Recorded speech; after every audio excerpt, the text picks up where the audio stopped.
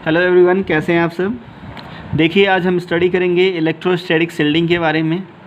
Electrostatic shielding को screening भी कहते हैं। क्या होता है electrostatic shielding, how can we define करने से पहले इस डायग्राम के थ्रू हम समझने की कोशिश करते हैं कि इलेक्ट्रोस्टैटिक शिल्डिंग होता क्या है।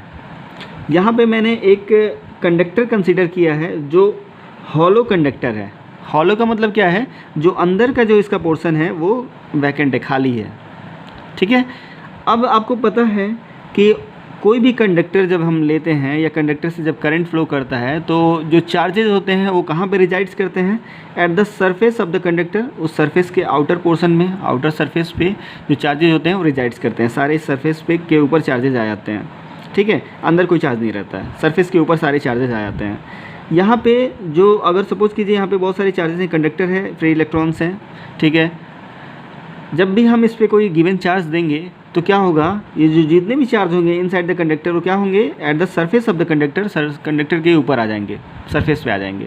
क्लियर है। जो इसका इनर पोर्शन है, जो इनर पोर्शन है उसको हम बोलते हैं कैविटी। इनर पोर्शन को क्या बोलते हैं, कैविटी, जो अंदर का जगह है। ठीक है, इस इनर पोर्शन पे, ये कैविटी पे इलेक्ट्रिक फील्ड कितना होगा, चार्ज कितना होगा।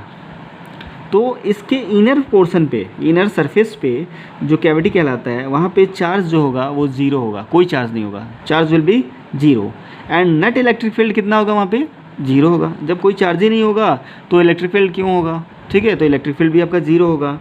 ठीक है, तो ये जो इनर का जो पोर्शन है, कैविटी का जो अंदर का जो पोर्शन है, उसके सरफेस को मैंने यहाँ पर डिफाइन कर दिया, बना दिया है। इसके कैविटी के अंदर वाले सरफेस को मैंने यहाँ डिज़ाइन कर दिया। तो यहाँ पे जो आपका जो कैविटी है, कैविटी का जो अंदर वाला पोर्शन है, वहाँ पे electric field zero, net electric field कितना, zero, total charge will be zero.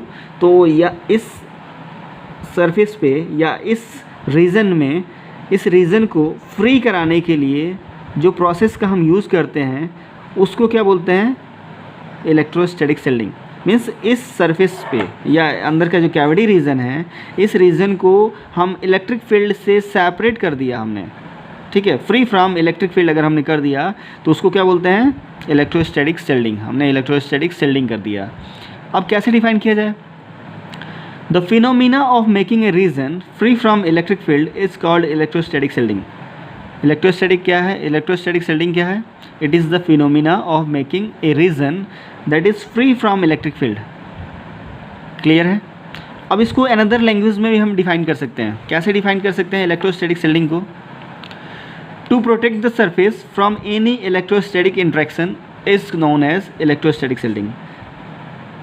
To protect the surface of any electrostatic interaction, इस surface को हम किसी भी electrostatic interaction से अगर हम protect कर पाए तो उस process को क्या कहते हैं, electrostatic shielding कहते हैं। क्लियर है, आई थिंक आप लोगों को समझ में आ रहा होगा। ठीक है, अब नेक्स्ट मूव करते हैं, moves to the application of electrostatic shielding. Electrostatic shielding का हम यूज़ कहाँ पे करते हैं या कहाँ कहाँ हमने देखा है इलेक्ट्रोस्टैटिक शिल्डिंग का।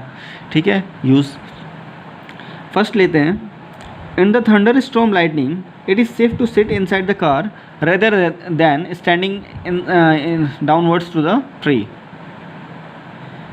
क्या करते हैं हम, जब भी थंडर स्टॉर्म होता है, लाइटनिंग जब होती है, जब बिजली चमकती है, तो हम कार के अंदर बैठना अपने आप को सेफ समझते हैं as compare to the sitting inside the tree. Tree के नीचे खड़ा होना सेफ़ नहीं है, जबकि कार में बैठना सेफ़ है। अदरवाइज़ किसी बिल्डिंग के अंदर जाके खड़े हो जाना वो सेफ़ है। ट्री के सामने खड़ा होना ठीक नहीं है। ठीक है, या ट्री के नीचे खड़े होना ठीक नहीं है। ठीक है, क्यों, कैसे इलेक्ट्रोस्टैटिक शिल्डिंग को हम रिलेट कर सकते हैं इस एग्जांपल से। सपोज़ कीजिए अगर आपने कार में जाके आप बैठ गए और इलेक्ट्रोस्टैटिक शिल्डिंग होने लगा।